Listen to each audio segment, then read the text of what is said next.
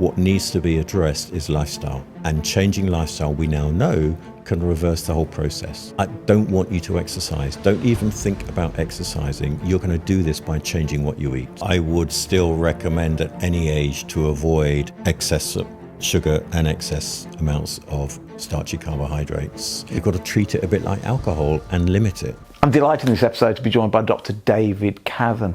When I first got into this metabolic space and started to investigate, what could be done around certain diseases, especially type 2 diabetes, the very first book I ever bought was Dr. David Cavan's.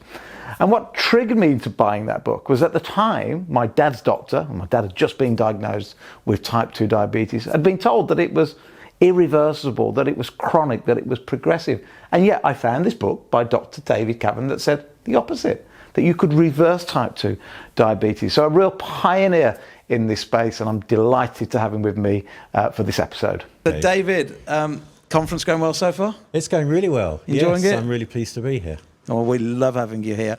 I want to talk about diabetes because I think is that still your... That's what I do. You're still your chosen subject. Let's get it straight for the record, because there's still a lot of confusion out there, including my dad, who's 84, who's got type 2 diabetes. Let's absolutely clarify for the record difference between type 1 and type 2. Sure. In many ways, they're very, very different conditions. So let's deal with type 1 diabetes first of all.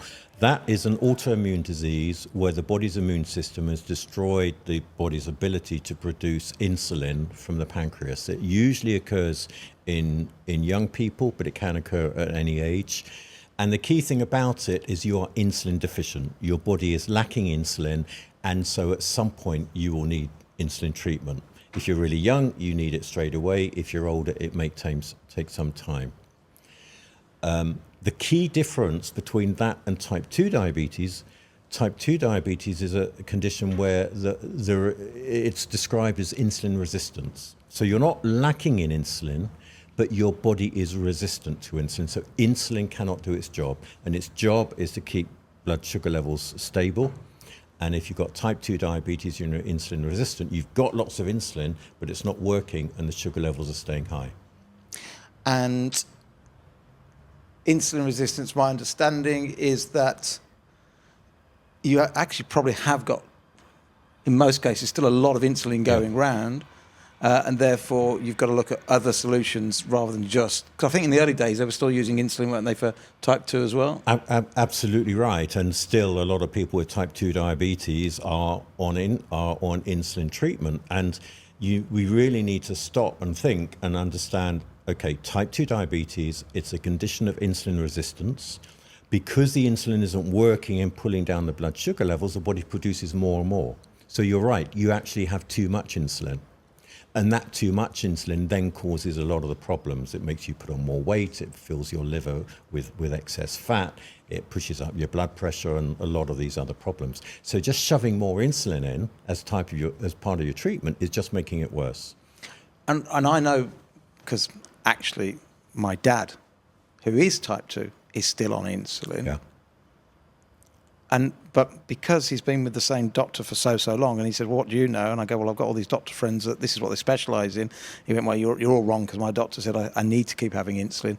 Is it still an education, or is there some instances where a type 2 is also almost a type 1? Yes. So I've certainly asked that question of the doctor. Are you sure he's not type 1? And they went, no, he's type 2. Can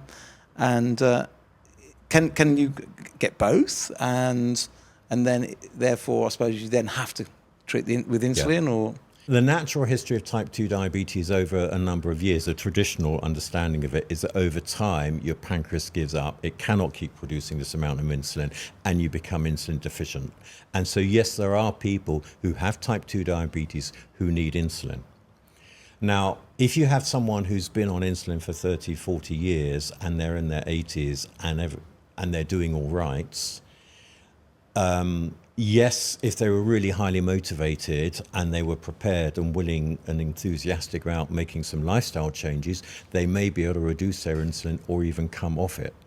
But that's a big if. It's the motivation problem with my dad, yeah. But it's also, if that's been your life for that length of time, and you're doing okay, you might not see any real benefit from it at that age. Yeah. If you are 30 years younger, it might be different. That's a really good point. But hopefully, people who are diagnosed now won't get into that situation because we have much better understanding. Because insulin resistance is the issue, the absolutely first and foremost, what needs to be addressed is lifestyle. Because it's lifestyle that's got us there. And changing lifestyle, we now know, can reverse the whole process. And we know people can put type 2 diabetes into remission, and you won't do that with insulin. Absolutely. For those that haven't seen the podcast I've done with David Unwin and various other experts in this area, let's give 3 or 4 of those tips of what changing the lifestyle means. Okay, so first of all, what I will always say to people at this in this situation and in these sort of interviews is that when we say that you've got type 2 diabetes because of your lifestyle, we need to be, one, it's true, but we need to be really careful not to be apportioning blame or any guilt or any stigma, because it's something that's affecting whole populations. I totally agree. All around the world. In my book, I say if you're overweight or diabetic, it is not your fault. It is not your fault. And I have a chapter in one of my books that says absolutely it is not your fault. Yeah. And that is key. Yeah. And it's the fault of the food environment, it's the fault of the food industry and everything else that's driven it. But we are, if you've developed type 2 diabetes, you are where you are. And in a way, knowing that lifestyle has got you there is really encouraging, because you know there's a route out. Yeah. I think David Unwin says we've eaten our way there, let's eat our way back out of it. Yeah. And so many people come up to me and say, oh, I'm trying to exercise, I'm trying to go to the gym, but my knee hurts or I'm overweight. And I just say, look, I don't want you to exercise. Don't even think about exercising. You're going to do this by changing what you eat. Yes. That doesn't mean don't ever exercise. No. But if you want to lose weight, get your blood sugar levels down, reverse your diabetes, you need to change what you eat. And the exercise one, I totally agree. I mean, don't get me wrong, massive fan of exercise, and I think everybody should exercise. But reversing your diabetes or battling obesity and trying to get the weight off, other than walking, most other exercises can even get in the way, because then they overcompensate with the food. They think they're burning more calories with the exercise than they really are. So I'm the same. It's like, if you want to reverse your diabetes or lose a lot of weight, by all means walk a lot, but the rest of it, let's leave that for now. Absolutely. And Professor Roy Taylor, who uses an approach of a very low-calorie diet to help people reverse their diabetes, he actually tells them don't exercise for all the reasons you said. Yep. And the focus has got to be on changing what you eat. And the key thing is that the problem by definition, if you have type 2 diabetes, your blood sugar levels are high. So to keep it really simple, what you've got to try and do is get those blood sugar levels down again. And what you can do instantly from day one is choose not to eat foods that will push up your blood sugar level. And that means anything with sugar in or starchy foods. Mm-hmm. And the more you can reduce those, the more quickly your sugar levels will come down, and that will begin the reversal process. And obviously, David's done a lot of those great infographics. For those who haven't seen them, there's some brilliant charts out there that help educate you how much starchy foods, because a lot of people are kind of getting it now that a can of Coke's going to have a lot of sugar in it, and the crisps and the sweets and the ice creams. A lot of people are getting that now. But there's a few that they don't expect, and I didn't expect. I mean, goodness gracious, my 2 eldest kids are in their 30s, and I used to make them have shredded wheat in the morning, thinking I was doing the right thing, and tell them off when they left it, and have an orange juice before school because your vitamin C.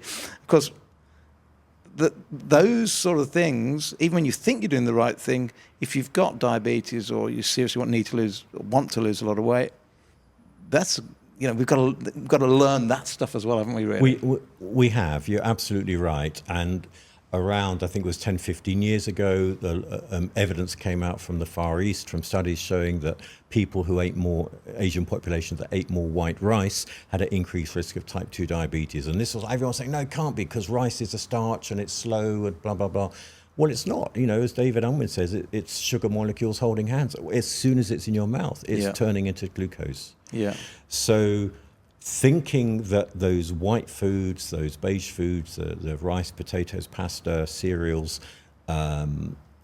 thinking of those as sugar is the way I'm not interested in people counting or anything. Just see those Yes. as sugar, Yeah. and cut them down as much as you can. You'll be aware a lot of people wear continuous glucose monitors now. They're not available on the NHS for people with type 2 diabetes at the moment, but I encourage all my patients, if they can afford it, to buy one, or to buy it just for a few weeks, because then you can the see... learning is fantastic. Then you can see immediately Yeah. what happens when you eat food, and you can learn very easily what are the foods that push your sugar level up, and then you've got the choice. Do I want to avoid that happening, in which case I don't eat those foods so much, or I carry on eating them and my sugar levels stay up? Yeah, and they're great because a lot of people, and I coach a lot of people, a lot of CEOs, some celebs, and they go, "Oh, I don't want to wear one of those because I'm doing everything you tell me." I went, "Really? Are you doing everything? You know?" Really? And they go, "Oh, well." I said, "Well, please just put it on for 2 weeks and humour me." And I look at the data, and then I phone them up. I go, "Oh, yeah, I didn't think about that. Yes. Didn't think about that. I was out, and I had an orange juice, or we were out, and yeah, I forgot bread turns into sugar, and that's absolutely right. And I think what we also need to understand is that what we're telling or suggesting people are doing is changing eating habits that they've been doing usually for decades. Yes. So I've had it happen quite a lot that people have stopped eating fruit. Because I've said, look, it's full of sugar. Yes, it might be natural, but it will push your sugar level up. Then at some point they come back, oh, I'm eating fruit again. And they hadn't made a conscious decision, but it was hardwired. Another common one is porridge. People have porridge every morning. It reduces your cholesterol. It's great for you. It's slow absorbing, but it pushes your sugar levels up. Yeah. I say, don't eat porridge if you want to keep them down. So they stop eating porridge, but a year later, they're back to eating porridge. And it's not a conscious decision. But, these things are so hardwired. So having a CGM just helps remind you that, when you are sort of slipping back into old habits, and again, it's nothing wrong with it. That's just human nature. Yeah. But anything we can use to help us keep eating those foods that keep levels down, anything that will help us do that, then we should use it. Yeah, my new book's called The Fibre First Diet, and when I was at the beginning of it, writing it, the big confusion a lot of people got was, well, I know my cereal's got lots of fibre in it, therefore I'm going to carry on eating it if you're telling me fibre is good for me. And I'm going, no, if the fibre's massively numbered by the carbs and the sugar, then it's doing you terrible. We're talking about adding some seeds or some, or some nuts or an avocado, because we know that if you put your fibre in before you eat the rest of the food, it slows down the absorption. And that book wouldn't have come out without CGMs. We were basically took 10 volunteers, and every day we'd make them eat, and they were up for it. So day one, you have McDonald's. Day two, you have some fibre. Then you have the McDonald's, and we see what happens to the blood sugar levels. And then the next day, we would write pizzas for lunch. Pizzas, and you choose which ones you want. We weigh how much you eat. Next day, you have some fibre first, a nice big salad. Then you have the pizza, and they kind of knew what the experiment was, but they kind of didn't. So they were free eating. So they were eating less because they had the fibre, but then the blood sugars, not only were they eating less, the blood sugars just didn't rise as much. It was interesting. I'd like to get your opinion on this. It didn't seem to make as much difference with the youngsters because they were good at regulating their sugar anyway. But the older ones, we went from, was it 18, Josh, to 60? 18 to, 18 and 60, in fact. Both of these were volunteers on it. And so these were people without diabetes? Without diabetes, yet none of them, one with diabetes. And it made more of a difference, the older ones, those that were more overweight and the one that got diabetes, by putting the fibre in first. But the interesting one, and my favourite one, was the apples and oranges. So one day, here's the apple juice, here's the orange juice, have as much as you want, that's all you're having for breakfast. And they drank a lot. Like it was 303, so it was 1.5 times what you recommended. But that's why sometimes clinical trials aren't the best, because it's not real world. Exactly. But then the next day, the only rules are here: if you drank apple juice, you've got to eat the apples. If you drank orange juice, you've got to eat the oranges. And there's loads out. Nobody got past 2 apples and 2 oranges. Yeah. So they had nowhere near as much sugar as the day before, and because of the fibre in the fruit, eating it naturally rather than drinking it, the blood sugars just came Yes. right down. So, yeah. And so to your first point about the younger people managing better, I mean, that just is telling us that on average, younger people's metabolism and insulin sensitivity is better. They're going to be able to cope with that sugar load. But as they get older, then that capacity reduces. And especially if you're overweight, you may not have diabetes, but you may well be a bit insulin resistant. And so your body can't achieve that. I have a great, my story about apple juice. I was given a juicer years ago, about 20 years ago, as a present, and we used it once, and we made one glass of apple juice. And when I saw how many, I think it was about 4 or 5 apples were needed to produce one glass, and this is before, I was drinking orange juice because I thought it was healthy. I thought this is really healthy. It was more a cost thing. Why am I crunching 5 apples just to get one glass of juice? But then you realize exactly what you say. You can easily get down 3, 4, 5, 6 apples worth of juice, which is very high in sugar. Yeah. Whereas if you eat it in its natural form, Yeah. you've already got the fiber there. It does it for you, and you don't get the big sugar rise. Yeah. So. And this is going off topic a little bit because now we're talking about I'm about to go off topic. We're going to talk about fructose rather than glucose. But on the one orange juice carton, legally on the side, it said a source of vitamin C to help reduce tiredness and fatigue. Correct. That is, if you've got vitamin C in anything, you legally can claim reduces tiredness and fatigue, which it does. But because the fructose, according to everything I've learned from Robert Lustig, most of it gets processed, some of it gets processed in the gut, but the rest goes straight to the liver where it turns into fat.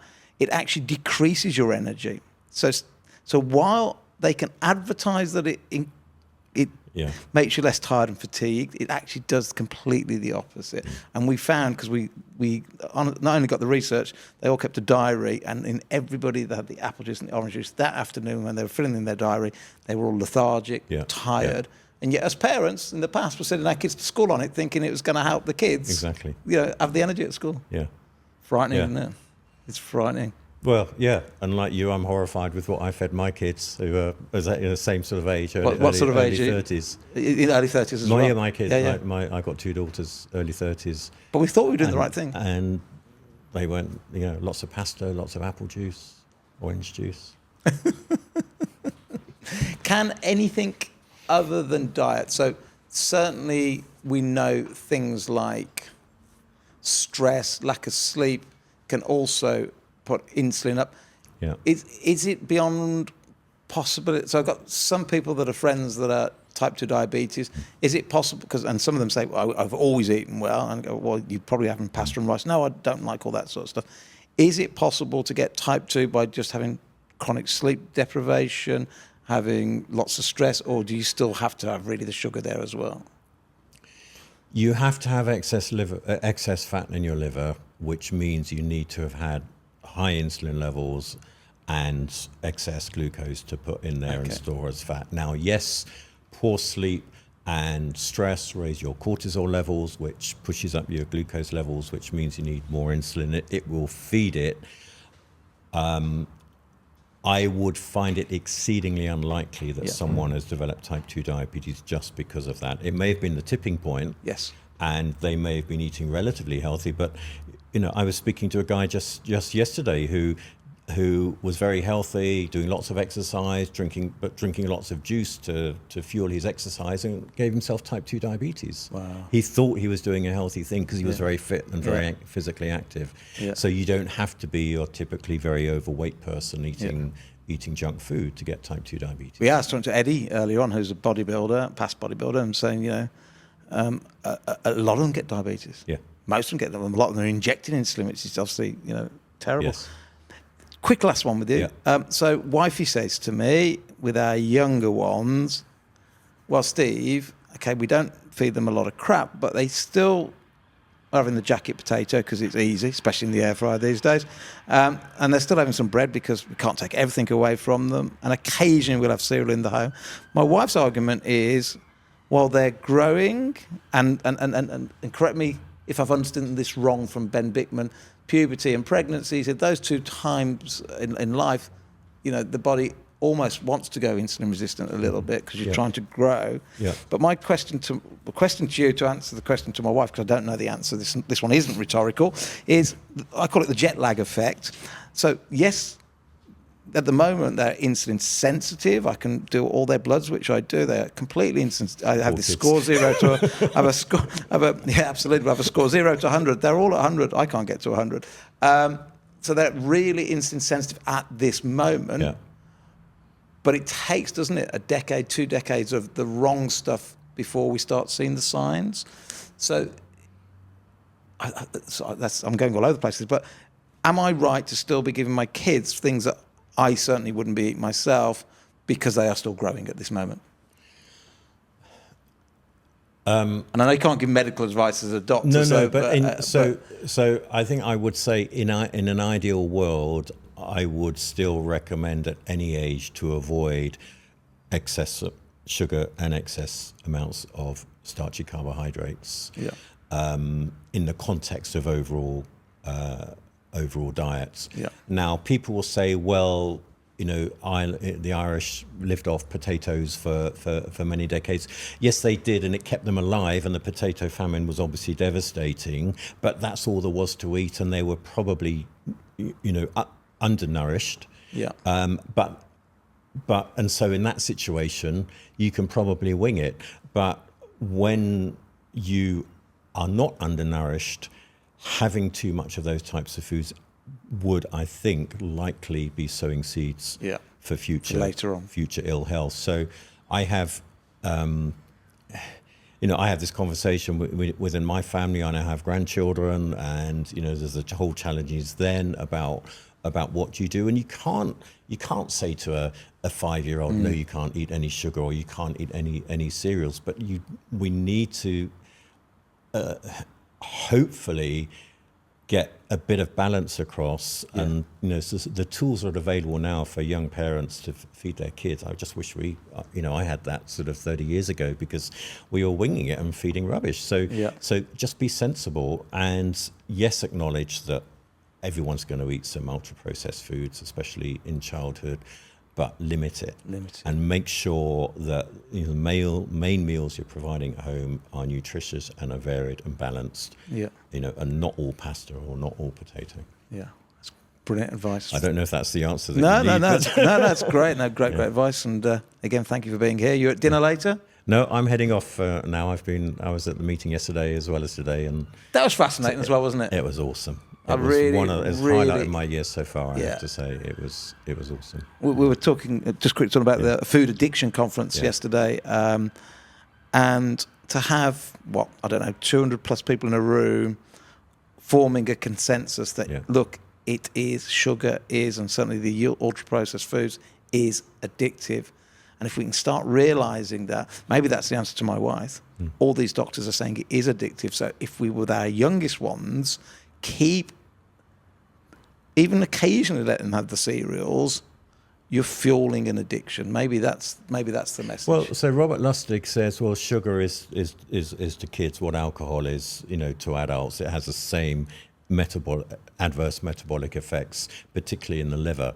So, maybe thinking of it as, a responsible adult will drink alcohol, or many will choose to drink alcohol, but know that they need to limit it. Well, perhaps we should have the same sort of approach with sugar and children. Yeah.